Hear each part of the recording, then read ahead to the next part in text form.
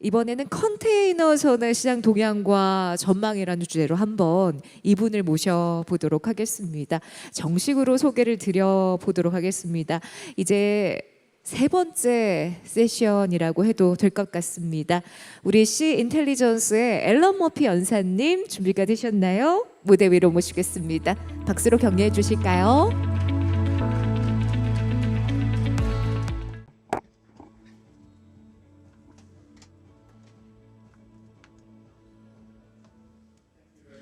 감사합니다. 일단 먼저 저도 마찬가지로 깊은 애도와 슬픔의 말씀을 전하고 싶습니다. 네, 희생자분들과 또 유가족분들께 애도의 뜻을 표합니다. 네, 그리고 또 죄송하다라는 말씀을 드리고 싶은데요. 제가 발표될 내용이 그렇게 에너제틱한 내용은 아닙니다. 제가 코로나가 있는 것은 아닙니다만 지금 속이 조금 안 좋기 때문에 제가 최대한 할 수 있는 그런 컨디션은 아님을 양해 부탁드립니다. 네, 그리고 깊은 감사의 말씀을 한국해양진흥공사 측에 저를 초청해 주신 것에 대해 감사드립니다. 오늘 발표드릴 내용은요. 여러분들이 예상하는 것처럼 뭔가 금융이라든가 아니면 수주 전략이라든가 이런 컨테이너의 어떤 시장 이런 것보다는 지금 현재 이 컨테이너 시장에서 어떤 상황이 벌어지고 있는지 말씀을 드리고 싶습니다. 지난 3년 동안의 상황을 보시면 가장 큰 변동성 그리고 정말 많은 변화가 이 컨테이너 시장 역사에서 가장 큰 변화가 있었다라고 볼 수가 있는데요.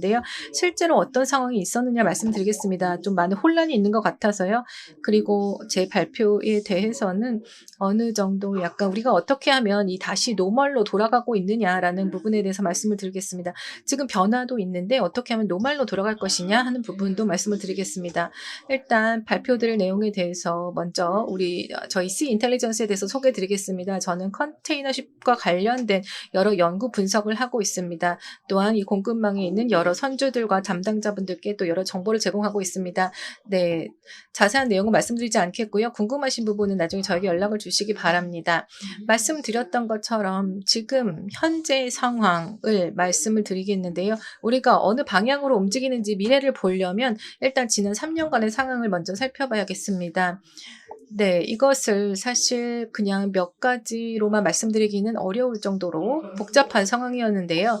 한번 시도를 해보겠습니다. 처음 팬데믹이 2020년에 발생했을 때 그냥 참고로 한번 보시겠습니다. 왼쪽, 오른쪽에 두 개의 그래프가 있습니다.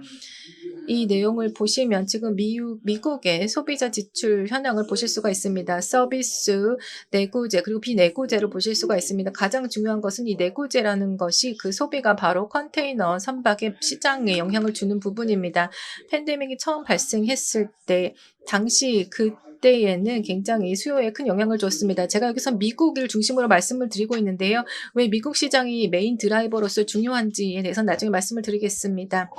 그렇지만 어쨌든 지금 미국 시장의 지금 내구재 소비를 보시면 팬데믹이 처음 발생했을 때 당연히 굉장히 큰 부정적인 영향을 주었습니다. 모두 다 굉장히 부정적이었습니다. 전 세계가 큰 충격이었습니다. 컨테이너 선박도 마찬가지고요. 오른쪽에 보시면 이로 인한 컨테이너 볼륨, 그러니까 수요에 대한 영향을 보실 수가 있습니다. 전 세계 그리고 북미 수입 그리고 이것이 굉장히 크게 하락한 것을 보실 수가 있습니다. 이런 정도의 컨테이너 시장이 있어서의 하락은 볼 수가 없었습니다. 2022년 2월 그리고 4월 때인데요. 저도 여러 가지 분석 보고서를 그 당시 쓰면서 이것이 최악의 해일 수 있다라는 이야기도 쓴 적이 있었습니다. 그렇지만 그게 맞는 것은 아니었습니다. 사실 컨테이너 선박에 있어서는 가장 좋은 해였다라고 또 말씀드릴 수가 있는데요. 몇 가지 가정이 있습니다. 일단 첫 번째 가정은 아마도 계속해서 이 수요가 둔화될 것이다.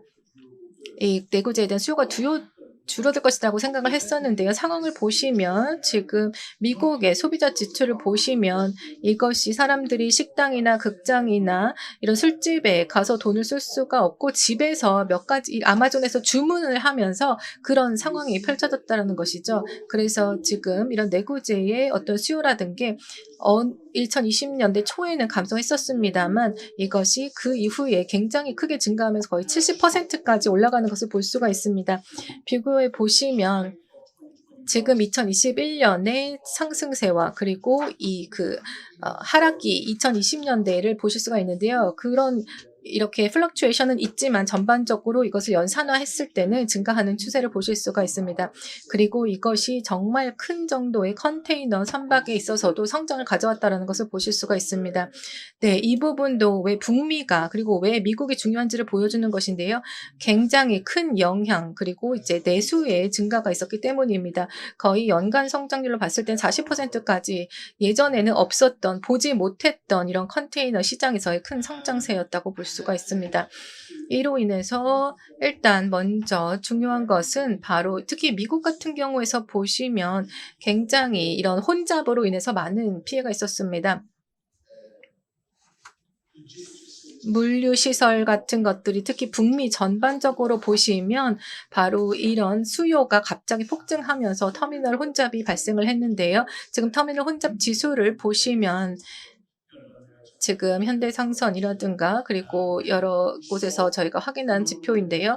지금 북미 같은 경우에도 터미널 혼잡 지수가 특히 서부, 뭐 동부는 그렇게 나쁘지는 않았습니다만 서부가 굉장히 심각했고요. 그리고 선박들이 이제 다시 배치가 되고 또 사용이 되면서 이제 이 태평양 내부 지역에서 이렇게 횡단 교역에 활용이 되면서 지금 북미뿐만이 아니라 또 지중해 지역에서도 그런 현상이 나타났습니다. 그래서 갑자기 수요가 폭증을 하게 되면서 이 배후지에서의 여러 가지 터미널의 혼잡이 크게 증가했고요.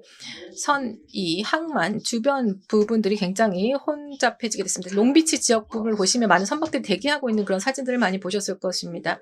그러면 어떤 상황이 나타날까요? 이런 혼잡이 나타나게 되면 제가 그냥 사례를 한번 예를 들어 봤습니다. 예를 들어서 6주 동안 이렇게 아시아에서 북미 서부로 가는 그런 선박이 있는 경우에 이렇게 매주 정기 해운 서비스를 하는 경우에 6척의 선박이 있습니다. 그리고 10,000 TEU 선박이고요. 그게 6척이 있습니다. 그리고 매주 여기에서는 어떤 서비스를 하냐면 10,000 TEU 정도의 슬롯 용량을 가지고서 지금 아시아와 북미 서부를 운항을 하고 있는데요. 만약에 이 선박이 2주 동안 만약에 혼잡으로 인해서 멈추게 된다라면 계속해서 이런 10,000 TEU의 용량을 제공을 하지 못하게 되게 되고요. 그렇기 때문에 그러려면 8주, 8주로 이것이 기간이 늘어나게 됩니다. 그러니까 인풋을 25% 늘려야 하는 것이죠. 이것을 또 다른 측면에서 본다라면 이 8척의 선박을 가지고 하게 되면 그중에서 25%가 사실은 그 용량을 바로 이 혼잡으로 인해서 용량을 상실하게 된다는 의미입니다. 그래서 결국 보시면 이 수요라는 것이 이제 점점 크게 증가를 하게 되면서 이것이 사실은 용량 감소라는 결과로 이어졌다는 것입니다. 그래서 지금 상황을 보시면 전반적으로 2021년까지 지금 태평양 횡단 수입 물량이 약 21%가 증가했는데 이로 인한 컷 퍼센트 로스가 거의 40%에 달했다는 것입니다. 그래서 수요는 증가를 하지만 이 공급이라는 것도 굉장히 큰 타격을 입었다라는 상황입니다. 그래서 저희가 어떤 상황을 겪었냐 하면 거의 선박이 그러니까 배에 띄울 수 있는 모든 것들은 다 활용을 했는데도 불구하고 지금 이 서아프리카로 가야 하는데 지금 이 태평양 횡단 수입 물량을 소화하는 데 사용되면서 정말 우리가 필요한 만큼을 소화하지 못했다는 것입니다. 그래서 이렇게 용량의 부족이라는 것이 지금 또 신조를 건설하는 데 3년 정도 걸리기 때문에 이런 수요 급증으로 인해서 또한 공급이 크게 감소하는 것을 우리가 해결하기 매우 힘든 상황이었습니다. 그러면서 운임이 올라가게 됐고요. 그것이 바로 나타난 현상이었습니다. 그래서 이 태평양 횡단 수입 어떤 교역량이 그 운임이 굉장히 증가했고요. 또한 동부 대비 거기서 6배 정도 증가했습니다. 왜냐하면 아시아, 유럽 등도 마찬가지였고요. 최대한 활용할 수 있는 모든 것들을 바로 이 태평양 횡단 물동량이 활용을 하게 되면서 거의 10배까지 증가하는 경우도 있었습니다. 그 전례 없는 그런 수준으로 지금 용량이 감소하게 되면서 마찬가지로 굉장히 높은 수준으로 이 운임이 폭등하는 결과를 가져오게 됩니다. 그래서 저희가 그런 상황을 겪었고요. 그 이후에 어떤 일이 있었을까요? 일단 먼저 보시면 제가 보여드렸던 것처럼 북미가 굉장히 중요하다고 말씀을 드렸습니다. 그것이 이 슬라이드에서도 보실 수가 있는데요. 이 슬라이드는 각 글로벌 또는 컨테이너 볼륨의 증감을 지금 보여주는 것입니다. 그리고 각 중요한 그 수입처별로 보여주는 것인데요. 2020년보다라는 그 이후에 지금 보시면 각 지역별로 그 월별로 지금 보실 수가 있습니다. 2019년과 비교해 본 것인데요. 굉장히 큰 보라색이 나타나고 있습니다.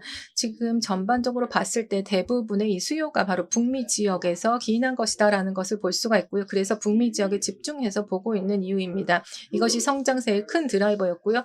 반면에 유럽 같은 경우에는 비교적 좀 약세를 보였습니다. 왜냐하면 유럽의 그런 수입량 같은 경우에는 2019년 대비 그만큼 증가하지 않았기 때문입니다.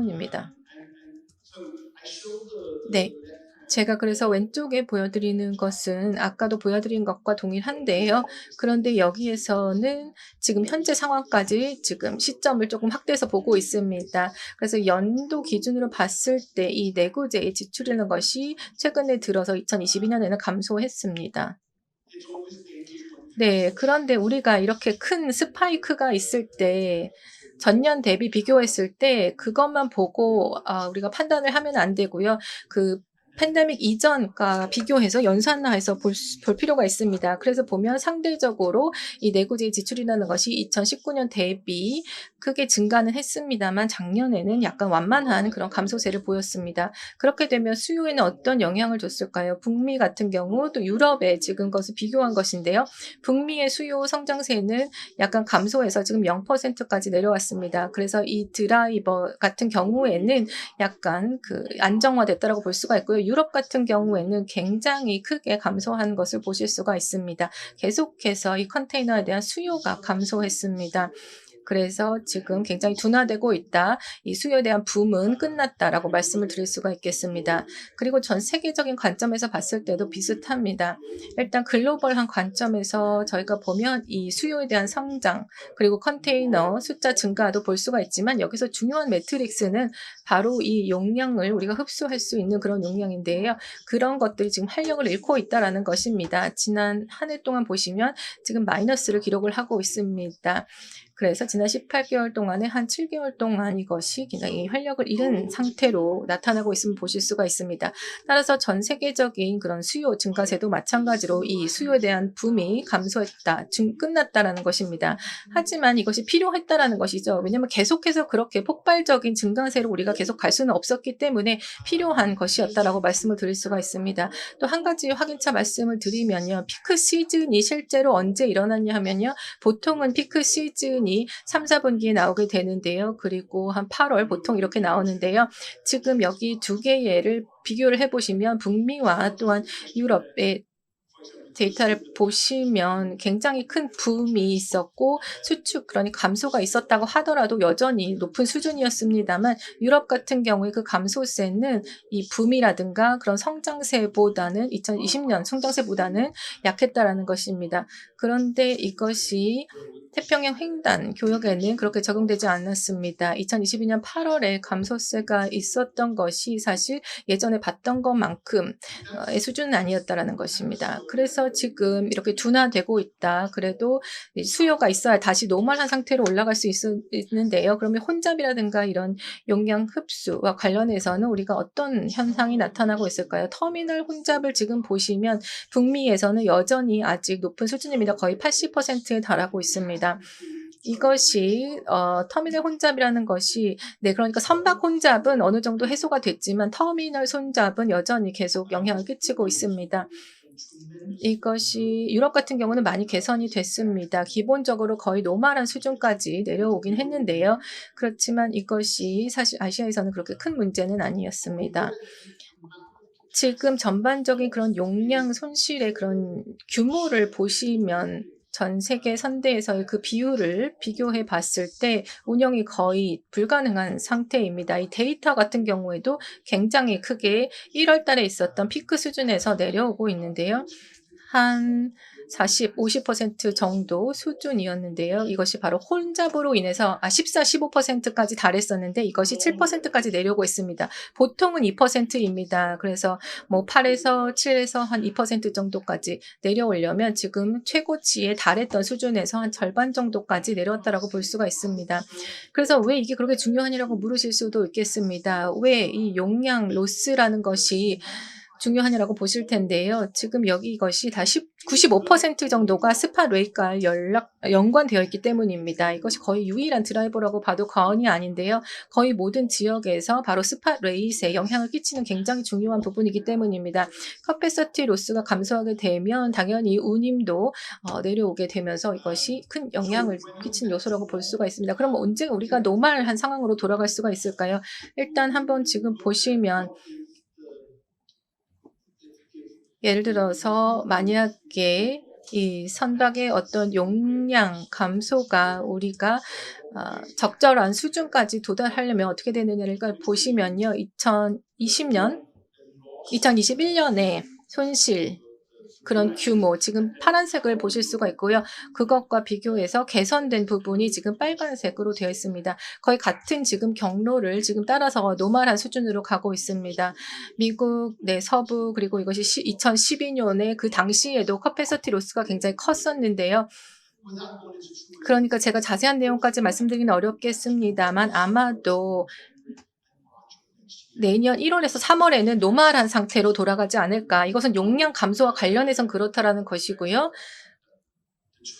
그런데 이것을 통해서 또 파생되는 여러 가지 문제들이 해결되기까지는 더 많은 시간이 걸릴 수도 있습니다. 어쨌든 내년 초가 바로 이 문제가 해결되는 것이라고 보이고요. 그 다음은 보여드렸던 내용들을 각각 좀 분류해 본 것입니다. 특히 서부 같은 경우에는 거의 40%까지 올라갔었던 것이고요. 이 태평양 횡단 그런 용량 감소가 40%까지 올라갔었지만 이것이 지금 12% 수준으로 떨어졌다라는 것입니다. 동부는 그렇게 심각한 것은 아니었고요. 그렇게 걱정할 부분은 아니지만 그렇다고 큰 개선이 보이는 것도 아니었습니다. 네, 아시아와 유럽 간을 지금 보시면 큰 개선이 있었고요. 또 대서양도 그런데요. 지중해도 그런데요. 개선되고는 있습니다만 이것이 지금 아시아와 유럽 같은 경우는 아직 글쎄요. 태평양 횡단만큼 상황이 그렇게 나쁘진 않았습니다. 그다음에 대서양 횡단 용량 감소 같은 경우에는 운임이 또 많이 높았던 지역인데요. 지금 보시면 비교적 높은 수준의 그런 용량 감소를 보이고 있습니다. 그렇다면 이런 것들이 실질적으로는 어떤 의미를 갖는 것일까요? 여러 가지 선사 결편이라든가 정시 운항과 관련해서 어떤 영향을 끼치는지 보겠습니다. 이 선사 결편과 관련해서는 굉장히 높은 수준으로 지난 몇 년 동안 나타나고 있습니다. 여기에서는 두 가지 차트만 보여드리겠는데요. 왼쪽에 있는 것들을 보시면 선사 결편의 숫자를 지금 보여주고 있습니다. 오른쪽은 그것이 얼마나 많은 TEU 용량으로 해당이 되느냐라는 비율을 보여주고 있습니다. 혼잡이 발생하면 굉장히 많은 선사 결편이 발생합니다. 이것은 계획하거나 예정된 것이 아니라 선사에서 이것을 어떻게 결편을 할 것인가 이제 결정을 하게 되는데요. 롱비치에서 굉장히 오랫동안 대기를 하고 있는 경우에는 어떻게 할지 결편을 한다라거나 하는 경우인데요. 이것은 개선되기는 했습니다만 여전히 굉장히 높은 수준으로 나타나고 있습니다. 의도적인 선사 결편이 또 있고요. 그러니까 운임이 떨어지고 용량을 좀 더 늘리기 위해서 그리고 수요와 맞추기 위해서 조정하는 작업이 필요한데 아직 그런 것까지는 가지 않았습니다. 네, 그래서 아마도 선편을 아마 취소하는 것이 날 수도 있겠는데 손실을 보는 것보다는 그것이 합리적일 수도 있습니다. 하지만 규제 당국의 입장에서도 그것이 맞을 수도 있습니다. 지금 예전 가격 대비 그러니까 운임이 3배나 올라가기 때문에 이런 가격 요소 등을 고려를 해서 그렇게 결정할 수가 있는데요. 따라서 이런 선사 결편과 같은 것들은 여러 가지 요인에 의해서 결정이 되는 것입니다. 2019년 상황이 다시 벌어질 수가 있을 텐데요. 글쎄요, 저는 왜 제가 이것에 대해서 비관적인 입장인지에 대해서 말씀을 드리도록 하겠습니다. 그리고 왜 전면적인 이런 운임에 대한 거의 전쟁 같은 상황이 벌어질지 나중에 말씀을 드리겠습니다. 아시아와 유럽 간의 상황입니다. 네. 그렇게 개선되는 모습은 보이지 않고요. 그리고 대서양 횡단 같은 경우에도 여기는 가장 우려되는 그런 상황이라고 볼 수가 있겠습니다. 전 세계적으로 봤을 때 정시 운항 신뢰성을 보시면 또 글로벌 그리고 아시아, 북미 등을 보실 수가 있는데요. 이것도 굉장히 지금 힘든 상황입니다. 여러 가지 혼잡도 문제고요. 이것이 2022년 하반기에도 어려운 상황입니다. 개선되기 시작하는 모습은 보이고 있습니다만 사실 컨테이너 선박 입장에서는 사실 한 75% 정도를 정도로 이제 유지를 해왔었는데요. 상대적으로 그냥 느슨하게 봤을 때 그런데요. 지금 보면 45% 정도로 내려가고 있습니다. 예전보다는 훨씬 낮은 수준입니다. 걱정스러운 부분은 여기에서 주요 이 북미, 유럽 그리고 대서양 횡단 같은 경우에는 이것이 전 세계 평균보다 낮다라는 겁니다. 그래서 여기에서 좀 개선은 되고 있지만 이것이 충분한 빠른 속도로 이루어지지 않다라는 것입니다. 또 마찬가지로 지연도 지금 개선이 되기는 하고 있습니다만 컨테이너선 지연 같은 경우에 지금 데이터를 보시고 있는데요.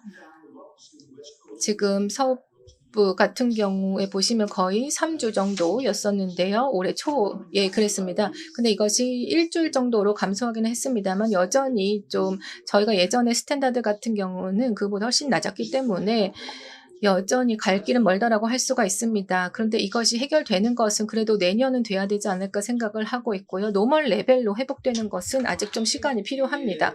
마지막으로 이제 화물 운임에 대한 내용을 말씀을 드리겠습니다. 네, 특히 가장 많은 관심을 받고 있는 부분이 바로 지금 스팟 레이트의 엄청난 변화라고 할 수가 있겠는데요. 지금 여러 가지 내용들을 6개 지역을 지금 같이 보여드리고 있는 것입니다. 아시아와 북미, 서부, 또 유럽 등등이 나와 있는데요. 거의 $2,000 지금 스팟 레이를 보여주고 있습니다. 그래서 여기 지금 보시면 유럽과 $2,000 있고요. 그리고 아시아 유럽과 같은 경우를 보시면 그리고 태평양 횡단 간의 그 스팟 레이트를 보시면 조금 내려가고 있고요. 그리고 서부 지역은 팬데믹 이전 수준으로 내려가고 있습니다. 예전에 굉장히 높아졌었는데요. 여전히 한 3배, 4배 정도 아시아 유럽 간에는 나타나고 있습니다. 네, 대서양 횡단 같은 경우에는 아직 그렇게 내려오지는 않았고요. 큰 감소세는 없었지만 아직 그렇게 변화가 없는 이유는 여전히 그러니까 이용률이 아직 그렇게 돌아오지 않았기 때문입니다. 왜냐하면 선박들을 이곳에서 빼서 태평양 횡단 교역에 사용을 했다가 다시 이곳으로 복귀시키지 않았기 때문입니다. 그래서 이런 용량 감소로 인한 것들 그리고 이 부분에 대해서 앞으로 변화가 있을 것이기 때문에 바로 이 대서양 횡단에 대해서도 스팟 레이트이 좀 앞으로 다시 돌아올 것으로 예상은 하고 있습니다.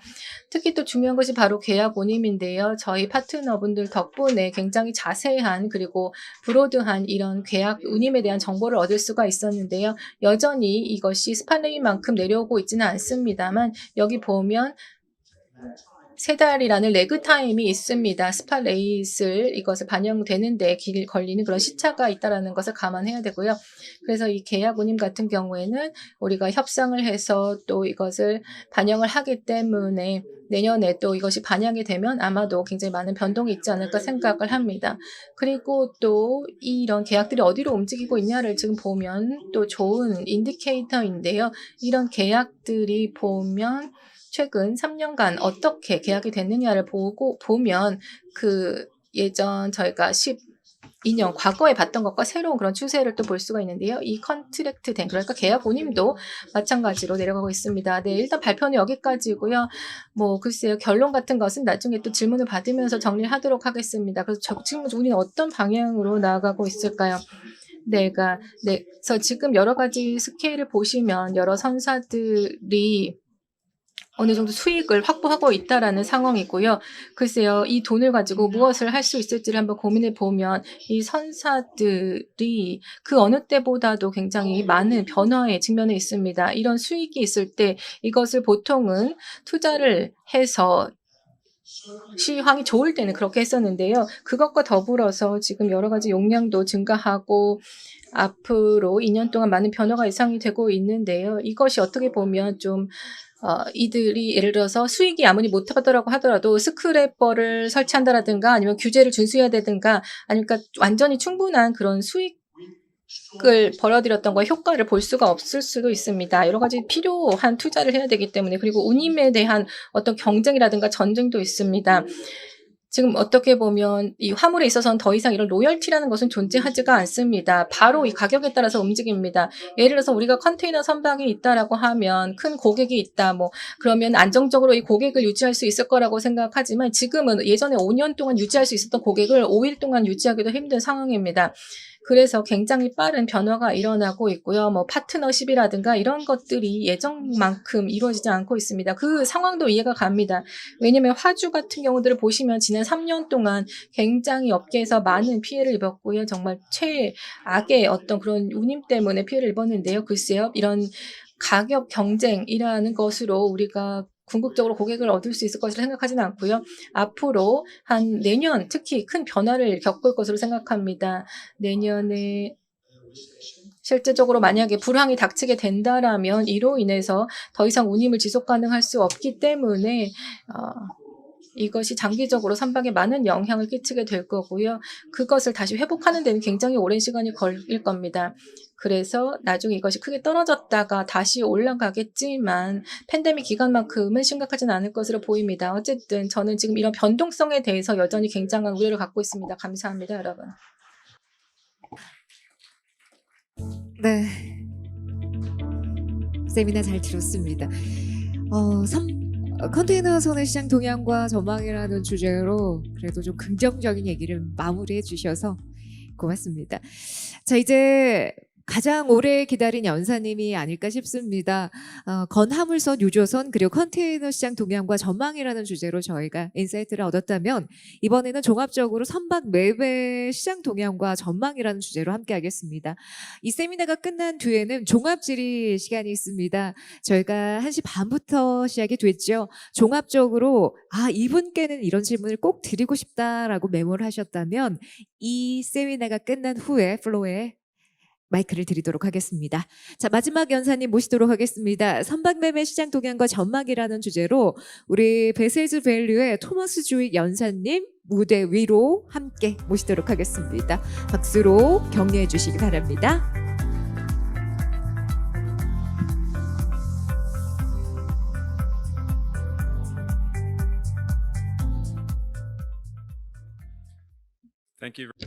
감사합니다. 먼저 진심으로 유가족 여러분들께, 이번 참사의 유가족 여러분들께 애도의 마음을 전하고요. 마지막 연사로서 앞서 많은 인상적인 발표를 드렸다는 점 먼저 말씀을 드리고 싶습니다. 오늘 저는 발표를 통해서 여러 가지 정보를 공유하고자 합니다. 이번 발표에서는 이미 여러분이 들으셨던 내용도 함께 정리를 해보고 VMR가 저희 다양한 분야에서 어떤 전망치를 내놓고 있는지를 말씀을 드리겠습니다. 먼저 베셀즈 밸류는 많이 들어보셨을 텐데요. VMR은 베셀즈 밸류의 100% 자회사입니다. 저희는 오슬로에 위치해 있고요. 1996년에 설립이 되었습니다. 베셀즈 밸류와 2016년부터 협업을 해왔고요. 베셀즈 밸류의 전망 모듈과 그리고 중고선 가치 분석 등에 있어서 지원을 해왔습니다. 저희는 탱커선, 벌크선, 컨테이너십, 그리고 LPG선, 가스선 등등을 분석을 하고 있고요. 그리고 수위, 운임, 그리고 중고선의 가치 등등을 분석을 하고 있습니다. 분기별로 업데이트를 합니다. 그래서 1년에 4번 분기별 전망치를 내놓고요. 화주들과 선사들과 또 다양한 해운업계 종사자들에게 정보를 제공하고 있습니다. 베슬 밸류의 제품은 잘 알고 계시죠? 계속해서 이 제품 프로파일이 증가하고 있습니다. 확대되고 있습니다. 현재 10만 척에 달하는 선박을 추적을 하고 정보를 취합하고 있습니다. 그리고 마지막으로 친환경화를 추구하고 있습니다. EXI와 CII 측정을 위한 각 선박의 EI와 CII, EXI와 CII 산정에 있어서도 지원을 하고 있습니다. 저희가 10개의 사무실이 있는데요. 직원은 230명 정도이고요. 본사는 런던에 있습니다. 비아마는 오슬로에서 주로 활동을 하면서 본사는 오슬로에 있습니다. 다음으로 지금까지의 시장 현황을 보도록 하겠습니다. 중고선 시장인데요. 왼쪽을 보시면 현재까지의 중고선 거래를 선박수 기준으로 보실 수가 있습니다. 2022년은 빨간색인데요. 보시다시피 탱커선의 거래는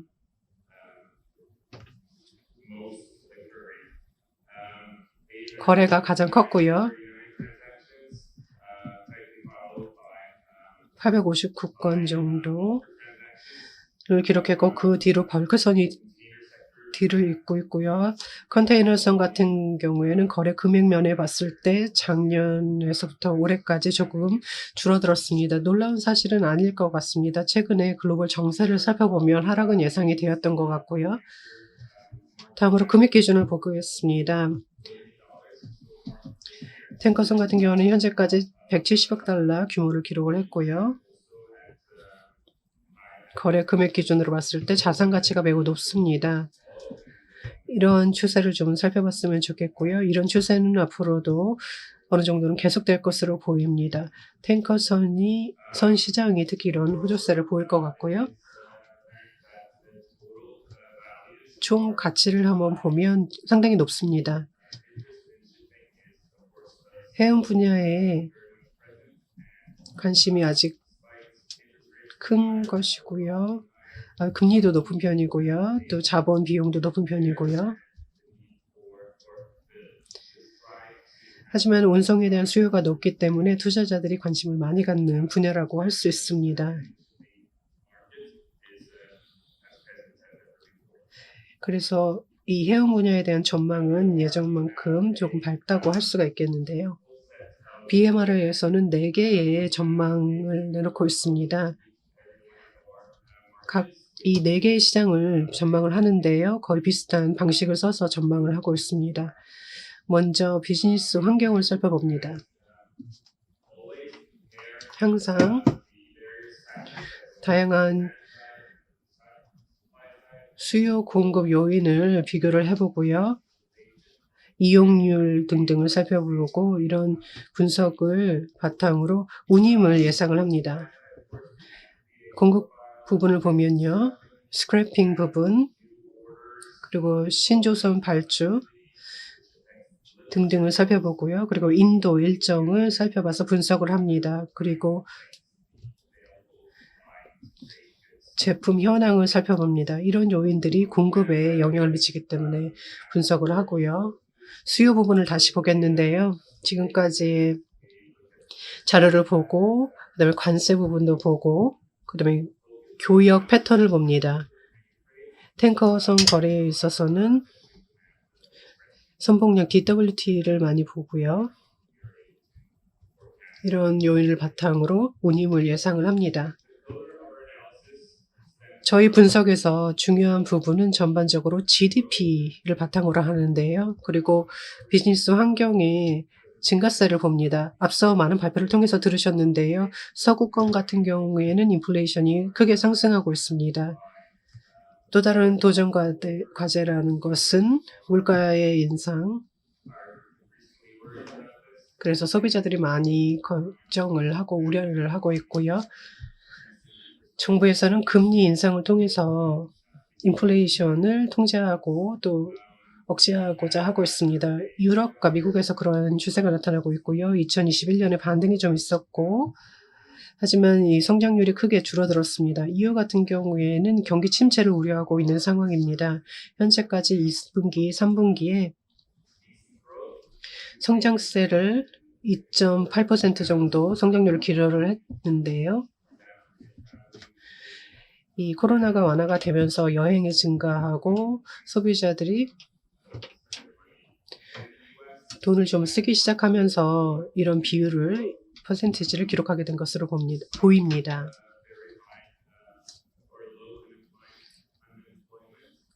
실업률은 낮은 편이고요. 또 다른 우려사항이 있다면 현재 상황이 그대로 유지될 것이 아닌가 하는 우려인데요. 그리고 미국의 3분기 수치가 나왔는데 2.6%였습니다. 하지만 아직 불확실성이 시장에 팽배해 있는 상태이기 때문에 미국의 경제 위기가 닥치지는 않겠지만 2023년에 경제 둔화가 일어날 것으로 보이고 2025년까지는 장기적인 경제 성장률은 한 2% 정도대로 기록이 될 것으로 보입니다. 중국을 보도록 하겠습니다. 중국의 문제점은 코로나와 관련된 것인데요.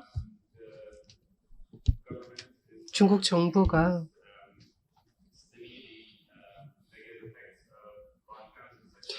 록다운으로 인한 부정적인 영향을 완화하고자 노력을 하고 있고 주요 금리를 낮추고 있습니다. 하지만 5.5%라는 경쟁 성장 목표치보다는 밑돌 것으로 올해 실제 경제 성장을 밑돌 것으로 보이고요. 2023년에는 코로나가 완전히 종식되기를 희망해 보고요. 그렇게 된다면 좀 긍정적인 예상을 해볼 수 있을 것 같습니다. 현재 공장이나 업계에 산업에 많은 투자를 하실 생각이 있으신 분들이라면 이런 점을 유의하고 고려를 하셨으면 좋겠습니다. 다른 아시아 지역을 보도록 하겠는데요. 인도를 중심으로 한 성장세가 예상이 되고요. 생산성이 늘어날 것이고 GDP도 상승할 것으로 보이고요. 소비자들의 소비가 늘어날 것으로 보입니다. 다음으로 해운 시장 모델을 보도록 하겠습니다. 거의 모든 시장에서 유사한 모델을 저희가 사용을 하고 있는데요. 팀 스미스님께서 유럽 시장의 다이내믹에 대해서 이미 앞서 말씀을 해주셨습니다. 현재 러시아산 원유에 대한 제재가 있을 것이고 러시아로부터 수입되는 원유가 없기 때문에 또 줄어들 것이기 때문에 이것이 유럽의 수입에도 영향이 있을 것입니다. 하지만 실질적인 저희가 체감할 수 있는 영향은 아직 나타나지 않은 것으로 보입니다. 그래서 탱크 시장 같은 경우는 톤마일이 상당히 높을 것으로 보이고요. 장기화될 것으로 보입니다. 톤마일은 높을 것으로 보입니다. 로트르담까지 가는데 중동에서 로테르담까지 가는데 그 톤마일을 한번 보시면 좋겠고요. 효율성 증가와 환경 규제로 인해서 수입 수준은 코로나 이전 수준으로까지는 가지 않을 것입니다. 그리고 천연가스의 가격이 비싸지면서 다시 석유에 대한 수요가 높아질 수도 있습니다. 다음으로 선대의 증가량을 보도록 하겠는데요. 아주 중요한 측정 요인인데요. 화면에서 보시다시피 차트에서 보시다시피 왼쪽에 파란색을 보면요. 저희의 시나리오를 바탕으로 집계한 전망치입니다. 스크래핑이 앞으로 늘어날 것으로 보이고요. 탈탄소화 규제가 강화가 되는데요. 내년부터 본격적으로 강화가 됩니다. 그래서 일부 선박 같은 경우에는 탄탄소화에 대한 대응을 미흡함으로써 어려움을 겪게 될 수도 있고 스크래핑은 결론적으로 늘어날 것으로 보입니다. 2023년과 2024년에도 이러한 추세는 계속될 것으로 보입니다. 저희가 또 우려하고 있는 부분을 보도록 하겠는데요. 여러분도 관심이 있을 부분입니다. 바로 생산성 부분인데요. 이미 앞서도 많이 들으셨습니다. 컨테이너 선박 같은 경우에 생산성 요인은 많이 들으셨는데요. 저희 공급 분야에서 이 부분을 살펴보고 있습니다.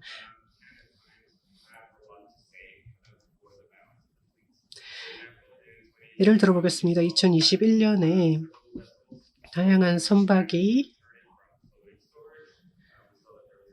다시 운항을 시작을 했고 또 코로나 이후에 혼잡도가 줄어들었고 그래서 선대의 순 증가량은 2.9%였는데요. 그 이후에 거의 10%가량 증가율이 올라갔습니다. 성장률이 올라갔습니다.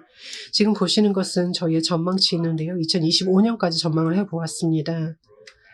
선대 증가율은 좀 낮을 것으로 보이고요. 순 증가율을 말씀드리는 것입니다. 하지만 2023년이 되면 일부 선박에 선속이 줄어드는 감소 근황이 있을 것이고요. 그리고 출력 제한도 있을 것으로 보이기 때문에 탈탄소화 규제를 맞추기 위한 이러한 조치들이 있을 것이기 때문에 시장에 나타나는 영향을 좀 봤으면 좋겠습니다. 다음으로 수요 부분, 공급 부분에 대해서 좀 더 말씀을 드리겠습니다. 여기서 운임을 말씀을 드리겠는데요. 저희가 샘플 선박을 가지고 운임을 전망을 해봅니다. 컨테이너 선박 같은 경우에는요, 상당히 강세를 보였습니다. 팬데믹으로 인해서 지출 패턴이 바뀌면서 컨테이너 선박 부분은 운임에 있어서 강세를 보였고요. 탱커선은 파란석입니다. 아프라맥스는 2021년에 수익이 낮았고요. 2022년에는 조금 상승을 했습니다. 원인은 이런 추세는 앞으로도 계속될 것으로 보이고요. 저희가 지금 화면에서 보시는 시기까지는 이런 강세가 유지될 것으로 보입니다. 2021년에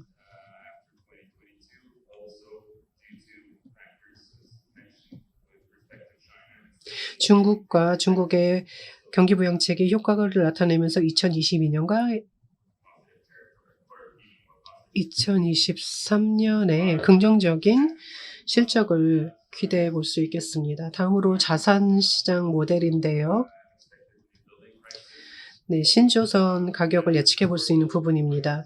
저희가 지금까지의 신조선 가격을 집계를 해왔는데요. 4개의 선종을 바탕으로 이런 집계를 하고 있습니다. 가격을 보면 서로 긴밀하게 연결이 되어 있습니다. 2015년에는 탱커선 아프라맥스급이요. 케이프사이즈와 또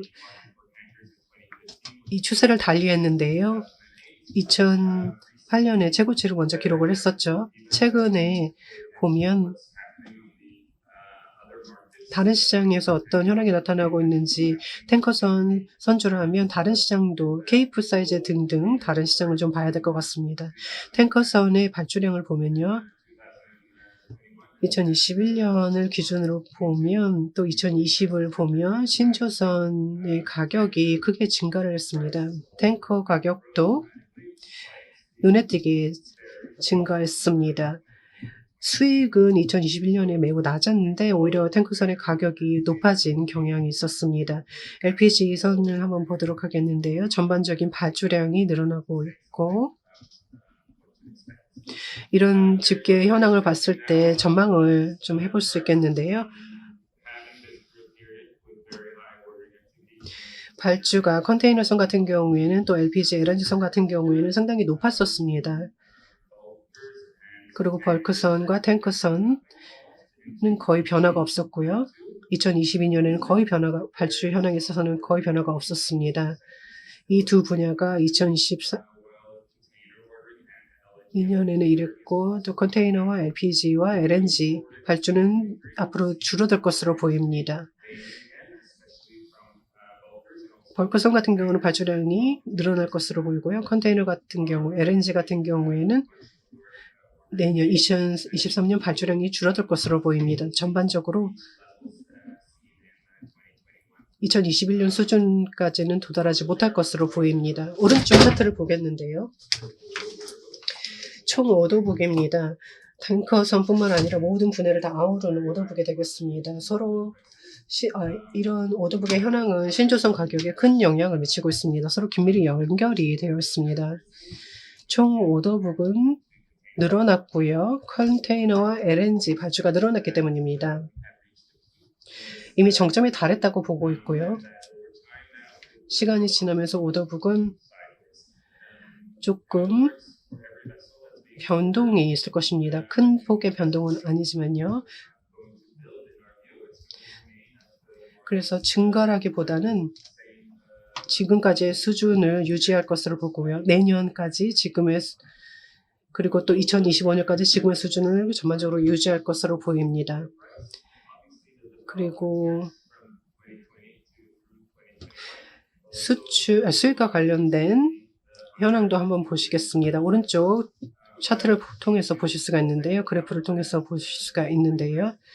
그리고 스틸 플레이트 가격 같은 경우에는 조금 변동이 있을 것이고요. 이것이 신조선의 가격에 어느 정도 부담으로 작용이 될 것으로 보입니다. 다음으로 저희 전망치입니다. 신조선 가격인데요. 보시다시피 차이가 있습니다. 컨테이너 선박의 가격은 정점을 달았다고 보고요. 2023년까지 지금 높은 가격을 유지할 것으로 보이고요. 2025년까지 이 추세가 유지될 것으로 보입니다. 탱커 선박 같은 경우에는 이런 추세를 따를 것으로 보이고요. 신조선의 경우에는 그렇습니다. 2024년, 2025년 신조선 가격은 계속 올라갈 것으로 보입니다. 그래서 역사적으로 봤을 때 지금까지의 기준으로 봤을 때 가장 높은 수준을 한번 찍지 않을까 싶은데요. 다음으로 수익입니다. 신조선의 수익을 보도록 하겠습니다. 신조선의 이 가치를 보았고 이제 중고선의 전망치를 보도록 하겠는데요. 지금 도표를 통해서 보시는 바와 같습니다. 중고선의 가치는 컨테이너선 같은 경우는 좀 내려갔고요. 앞으로도 이런 하락세가 유지될 것으로 보입니다. 탱커선 시장은 저희가 파란색으로, 아프라맥스는 파란색으로 표시를 했는데요. 약 50% 정도로 표시가 되어 있죠. 2023년에 정점을 찍고 그 다음은 내려올 것으로 보입니다. 케이프 사이즈 같은 경우에는요, 좀 상승세를 보이고 있는데요. LPG 선박 같은 경우에는 좀 더 완만한 상승세가 있을 것으로 보입니다. 다음으로 결론을 말씀드리겠습니다. VLCC 같은 경우에는 강세를 보일 것으로 보입니다. 지금 상단 좌측을 통해서 보실 수가 있는데요. 신조선의 가격 같은 경우는 VLCC는 1억 1,900만 달러가 될 것으로 보이고요. 하단을 보시면 5년 가격입니다. 파란색으로 표시를 했고요. 그리고 회색 같은 경우는 각각 연도별로 표시를 한 것입니다. 이후에 제재가 이 가격에 영향을 미칠 것으로 보이고 러시아산 원유에 대한 이 가격 상한선도 영향을 미칠 것으로 보입니다. 유럽이 제재를 하지만 러시아산 원유는 다른 지역으로 수입이 될 수 있습니다. 수출이 될 수 있습니다. 하지만 아직 시장의 불확실성이 팽배해 있고 또 오펙 플러스 같은 경우는 감산을 지속할 것으로 보입니다. 그리고 미국의 수출 관점에서 보자면 중고선의 가치가 이에 영향을 받을 것으로 보이는데요. 그리고 고유가도 영향을 미칠 것으로 보입니다. 하지만 고유가라고 해서 에너지 가격이 많이 높다고 해서 이 신조선의 수요에 아주 급격한 영향이 있을 것이라고 생각이 들지는 않고요. 여름에 드라이빙 시즌에는 조금 상승세가 있었는데요. 지금까지 완만한 추세가 유지될 것으로 보입니다. 다음으로 신조선 발주를 앞으로도 살펴보아야 할 것 같은데요. 발주가 늘어난다 하더라도 2025년까지 리드 타임이 상당히 길기 때문에 지금 발주를 하면 2025년 말에 인도를 받게 되시겠죠.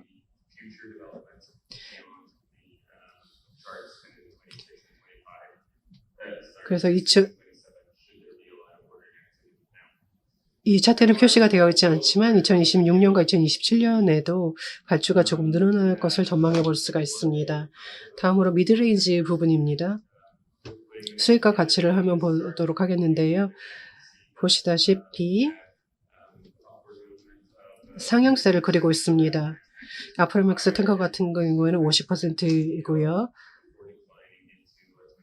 2024년, 2025년은 조금 하락세를 보일 것으로 보입니다. 다음으로 벌크선입니다. 긍정적인 전망을 해볼 수 있습니다. 지금 보시는 것은 케이프 사이즈인데요. 신조선 가격은 6,300만 달러, 중고선 가격은 5년을 기준으로 했을 때 4,590만 달러이고요. 2023년에 조금 올라갔다가 2024년, 5년은 조금 내려갈 것으로 보입니다. 신조선 가격은 유지될 것으로 보이고요. 중고선 가격은 2023년 조금 올라갔다가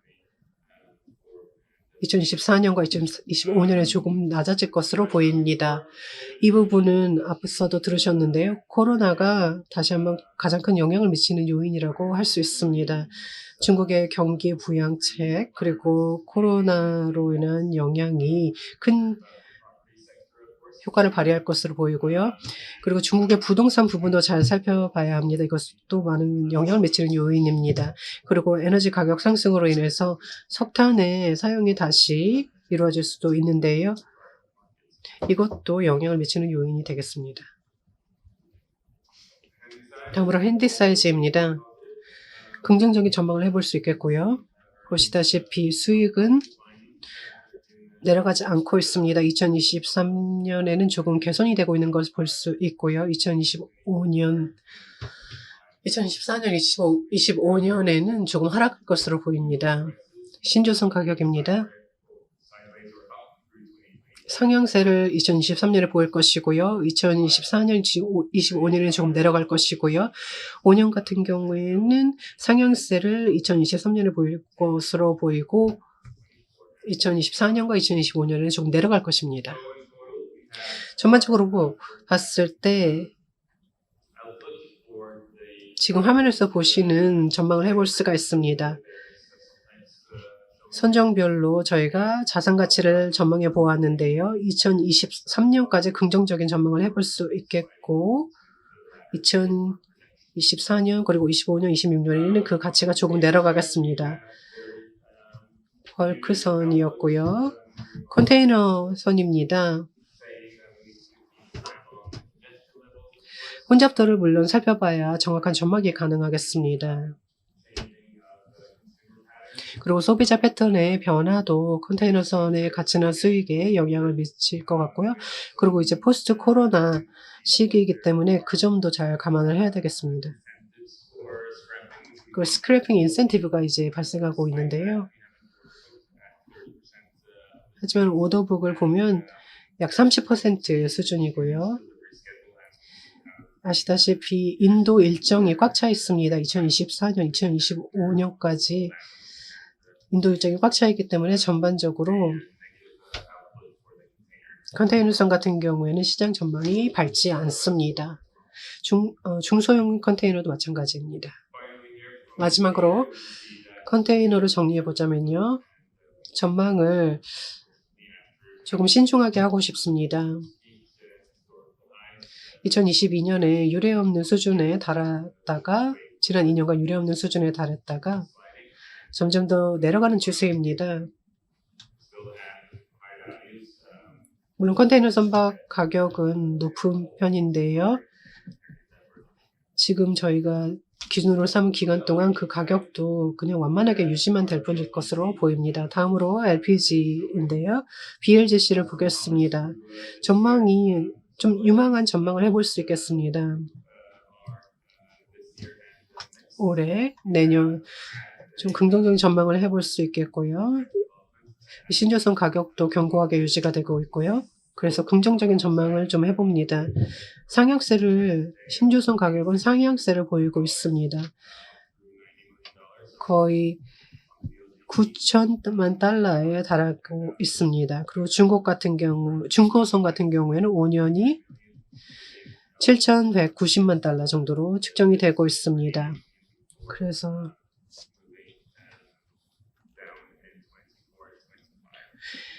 8천만 달러까지 찍었다가 2024년과 25년에 좀 내려갈 것으로 보입니다. 미국의 수출이 늘어나면서 그리고 아시아 프로판 탈수소화 시설이 늘어나게 되면서 올레핀 생산시설 MFC가 또 늘어나면서 다 영향이 있을 것이기 때문에 이 부분을 또 잘 살펴봐야 될 것 같고요. LPG 같은 경우에는 나프타보다는 피드스탁으로서 가격이 낮기 때문에 이 부분도 살펴봐야 될 것 같습니다. 실질적인 리스크는 아니지만 이런 부분도 유념하고 살펴봐야 될 것 같고요. 그리고 선대 증가가 상당히 높은 수준으로 나타날 것으로 보입니다. 내년까지 LPG 선대는 증가할 것으로 보입니다. 다음으로 좀 중소선박을 살펴보겠습니다. LPG 중소형인데요. 보시다시피 그래프가 아래를 향하고 있습니다. BLGC보다는 하향세를 그리고 있고요. 신주선 가격 같은 경우에는 5,710만 달러 정도이고 중고선 같은 경우에는 2023년에는 가격이 조금 높아졌다가 24년, 25년에는 다시 가격이 내려갈 것으로 보입니다. 정리를 해보겠습니다. LPG 선박을 보겠는데요. 어떤 선종 같은 경우는 2023년에 대부분의 선종이 2023년에 피크를 찍었다가 24년, 25년에는 내려갈 것으로 보이고요. 최종 결론입니다. 저희 전망치에 따르면 현재 기준으로 봤을 때 탱커선 같은 경우에는 벌크선 같은 경우는 가치가 좀 하락을 했고요. LPG에서 보면 LPG 가치는 어느 정도 유지가 되고 있습니다.